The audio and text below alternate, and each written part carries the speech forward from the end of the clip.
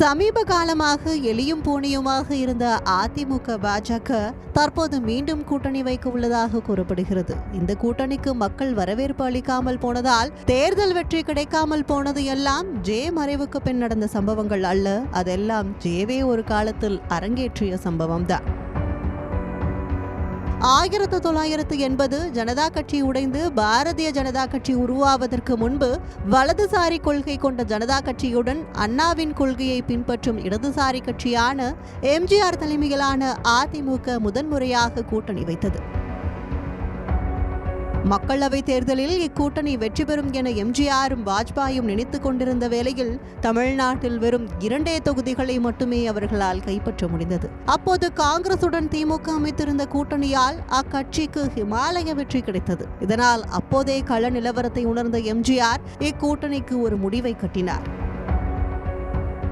அதன் பிறகு 1984 ஜனதா கட்சியுடன் திமுக கூட்டணி வைத்ததெல்லாம் தனிக்கதை. ஆனால் ஜனதா கட்சி உடைந்து பாஜக உருவான பிறகும் அந்த கட்சியையும் சிவப்பு கம்பளம் போட்டு வரவேற்றது என்னவோ ஜெயலலிதா தலைமையிலான இதே அதிமுக தான்.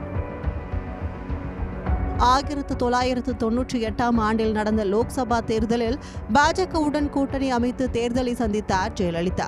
அந்த தேர்தலில் இவர்கள் எதிர்பார்த்ததை போல தமிழ்நாட்டில் அதிமுக 18 இடங்களிலும் பாஜக 3 இடங்களிலும் வென்றிருந்தது. ஆனால் இந்த வெற்றியை பாஜகவால் முழுமையாக அனுபவிக்க முடியவில்லை என்றே சொல்ல வேண்டும். ஏனென்றால் தேர்தல் முடிந்ததில் இருந்தே பாஜக அதிமுக இடையே பல பிரச்சனைகள் இருந்ததாக கூறப்பட்டது. அதாவது பாஜகவுக்கு ஜெயலலிதா பல நெருக்கடிகளை கொடுத்ததாக பேசப்பட்டது. குறிப்பாக தன் மீதான வழக்குகள் அனைத்தும் திரும்ப பெறப்பட வேண்டும் என்றும் தமிழகத்தில் ஆட்சியில் இருந்த கருணாநிதி அரசு கலைக்கப்பட வேண்டும் என்றும் ஜெயலலிதா விரும்பியதாக கூறப்படுகிறது.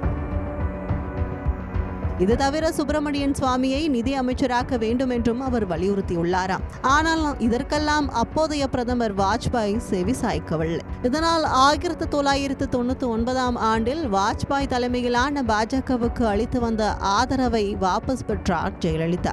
அப்போது நம்பிக்கை வாக்கெடுப்பு கொண்டு வரப்பட்டது. அதில் ஒரு வாக்கு வித்தியாசத்தில் வாஜ்பாய் அரசு நிலைகுலைந்து போக இந்த சந்தர்ப்பத்தை பயன்படுத்தி காங்கிரஸ் ஆட்சியை பிடிக்க நினைத்தது. ஆனால் காங்கிரசிடம் இதற்கான போதிய எம்பிக்கள் இல்லை என்பதால் மீண்டும் தேர்தலை சந்தித்தது தமிழகம்.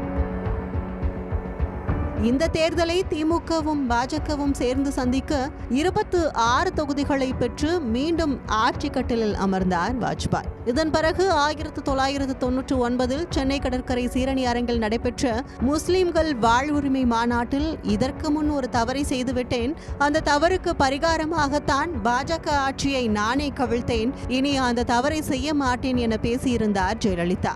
இதனால் இவரை மலை போல் நம்பினர் தமிழ்நாட்டு மக்கள். இதற்காக 2001 ஆண்டு சட்டமன்ற தேர்தலில் அதிமுக வெற்றியை பெற்றது. மீண்டும் 2004 ஆண்டில் கொடுத்த வாக்கை மீறி பாஜகவுடன் கூட்டணி அமைத்தார் ஜெயலலிதா. அப்போது அதிமுக 33 மக்களவை தொகுதிகளிலும் பாஜக 7 தொகுதிகளிலும் போட்டியிட்டது. ஆனால் அனைத்து தொகுதிகளிலும் இக்கூட்டணி படுதோல்வியை சந்தித்ததால் உடனடியாக கூட்டணி முறிவு ஏற்பட்டது. இதனை அடுத்து 2014 ஆண்டில் மக்களவை தேர்தலில் தனித்து போட்டியிட்டது அதிமுக. இதற்காக மோடியா லேடியா என தமிழகத்தில் முழக்கமிட்டிருந்தார் ஜெயலலிதா. இத்தேர்தலில் 37 தொகுதிகளை ஜே தலைமையிலான அதிமுக கைப்பற்ற வெறும் 2 தொகுதிகளை மட்டுமே பாஜக கூட்டணி வென்றது. இதனை அடுத்து 2016 ஆண்டில் நடந்த சட்டமன்ற தேர்தலிலும் பாஜகவுடன் அதிமுக கூட்டணி அமைக்கவில்லை. 2004 தன்னுடைய மறைவு வரை தனது கனவிலும் பாஜகவுடன் கூட்டணி வைக்கவில்லை ஜே. இதன் பிறகு அதிமுகவை கையில் எடுத்த இபிஎஸ் 2019 ஆண்டில் மக்களவைத் தேர்தலுக்காக பாஜகவுடன் கைகோர்த்தார். அப்போது 40 தொகுதிகளில் அதிமுக தேனி தொகுதியில் மட்டுமே வெற்றி பெற அதிமுக தொண்டர்கள் அதிர்ச்சியில் ஆழ்ந்தனர். இதன் பிறகு 2021 ஆண்டு சட்டமன்ற தேர்தலிலும் பாஜகவுடன் கூட்டணி அமைத்தே தேர்தலை சந்தித்தார் எடப்பாடி பழனிசாமி. 10 ஆண்டுகள் தொடர்ந்த ஆட்சியை அதிமுக இழந்த நிலையில் 4 சட்டமன்ற தொகுதிகளில் கால் ஊன்றியது பாஜக. இதனை அடுத்து நடந்த உள்ளாட்சி தேர்தலில் அதிமுகவும் பாஜகவும் ஒரே அணியில் களமாடவில்லை. ஆனால் தேசிய ஜனநாயக கூட்டணியில் அதிமுக நீடிக்கிறது என்று பேசி வந்தார் பாஜக மாநில தலைவர் அண்ணாமலை. இதன் பிறகு கூட்டணி தர்மத்தை மீறி ஜெயலலிதா, அண்ணாதுரை பற்றி அண்ணாமலை விமர்சித்ததாக இக்கூட்டணியில் பிரச்சனைகள் எழத் தொடங்கியது. போக போக அண்ணாமலையின் உருவ பொம்மையை அதிமுகவினர் எரிக்க, எடப்பாடியின் உருவ பொம்மையை பாஜகவினர் எரிக்க என மோதல் முற்றியது. இதனால் அதிமுக பாஜக கூட்டணி 2023ஆம் ஆண்டு செப்டம்பர் மாதத்தில் முறிவை சந்தித்தது. இதன் பிறகு 2024ஆம் ஆண்டில் நாடாளுமன்ற தேர்தலை இரு கட்சிகளும் தனித்தே சந்தித்தன. ஆனால் 40க்கு 40 என்ற இலக்கை அசால்ட்டாக அடித்து சென்றது திமுக. சட்டப்பேரவை தேர்தலில் பாஜகவுடனான கூட்டணியால் தான் தோல்வியடைந்தோம் என அதிமுக சீனியர்கள் பல இடங்களில் ஓபனாக பேசி வந்தனர். ஆனால் மக்களவை தேர்தல் தோல்விக்கு பின்னரோ பாஜகவுடன் கூட்டணியில் இருந்திருந்தார் கணிசமான இடங்கள் கிடைத்திருக்கும் என்று அதிமுக சீனியர்களே பேசினர். இருந்தாலும் தேர்தல் நெருங்கும் போது கூட்டணியை பார்த்து கொள்ளலாம் என இரு கட்சியும் அமைதி காத்து வந்த நிலையில் தற்போது அதற்கான நேரம் கைகூடி வந்துவிட்டதாக கூறப்படுகிறது. இவ்வளவு நாள் எளியும் பூனையுமாக இருந்து வந்த அதிமுக மற்றும் பாஜக, திமுக தான் நமக்கு ஒரே எதிரி என கூறி வருகின்றனர். அதிமுக முன்னாள் அமைச்சர் வேலுமணியின் இல்ல விழாவில் பாஜக தலைவர்கள் சங்கமித்தது முதல் எடப்பாடியின் திடீர் டெல்லி விசிட் வரை கூட்டணியை உறுதி செய்துவிட்டதற்கான கட்டியம் கூறுகிறது.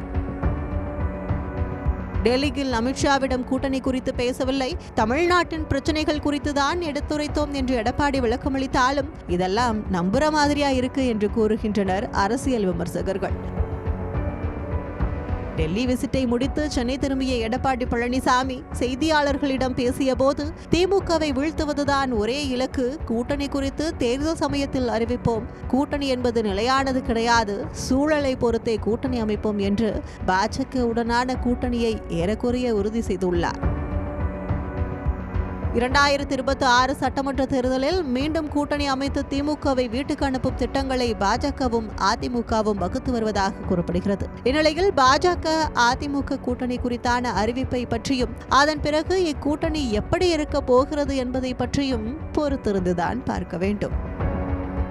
குமுதம் மற்றும் தமிழ்நாடு மின்சார வாரியம் இணைந்து வழங்கும் சிக்கனமும் பாதுகாப்பும் யூஸ்ஃபுல் டிப்ஸ், மின் நுகர்வோர் சேவை மையம், மின் கட்டணம் தொடர்பான சந்தேகங்கள், இலவச மின் இணைப்பு குறித்த தகவல்கள், பழுதடைந்த மின் கம்பங்கள் அல்லது பில்லர் பாக்ஸ் குறித்த தகவல் தர, மின் இணைப்பு பெயர் மாற்றம் குறித்த சந்தேகம், இவை அனைத்திற்கும் 9497 9497 என்ற எண்ணை தொடர்பு கொள்ளவும்.